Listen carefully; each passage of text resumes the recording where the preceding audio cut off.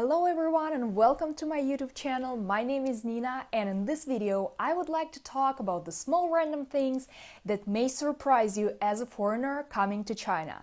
Now these are gonna come in no particular order and I hope you're gonna like this video, so let's get started. Number 1.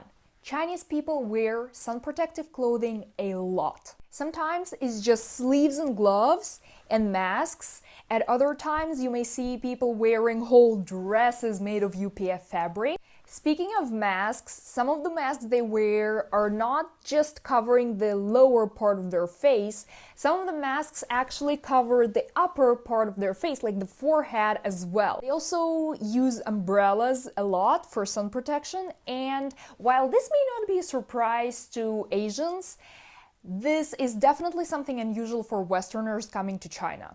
I post a lot of YouTube shorts on my channel on how Chinese people dress and their sun protective behavior, and I think I have actually started dressing the same way after living in China for 2 years, and I really admire their sun protective behavior. However, I know that this doesn't really come from their fear of hyperpigmentation and skin damage and skin cancer. This comes more from their love for white skin. Thing number 2, there are no clothes dryers in China. Chinese people hang their clothes to dry out on the balcony, and this is something we do in Russia as well, and clothes dryers are not really common here. However, with the crazy humidity in China, especially in rainy season, I honestly don't know how the clothes are supposed to dry. It happened many times to me that I hang my clothes outside and it's raining and it's very humid and my clothes just doesn't dry for a long time and then eventually it stinks. And in most university campuses there are clothes dryers. So that's what I try to use whenever possible, because if I just hang my clothes outside, it's just not gonna dry. Like, I don't know. An interesting fact is that sometimes Chinese people just hang their clothes outside, like not on the balcony, but actually outside. So you might walk along your neighborhood and you see someone's pants hanging on a rack or even a random tree and drying out in the sun. Is that a smart strategy? Yes. Is that a little bit weird for a Westerner? Definitely. Number 3. All Chinese cars are stylish and good looking. And this is contrary to a popular belief that whatever it is that Chinese people produce is low quality and looks bad. That is definitely not true for most things, and that is definitely not true for their cars. Like, all Chinese cars look so neat and nice and glowy, and very often that have that futuristic design and lighting, and that's just amazing.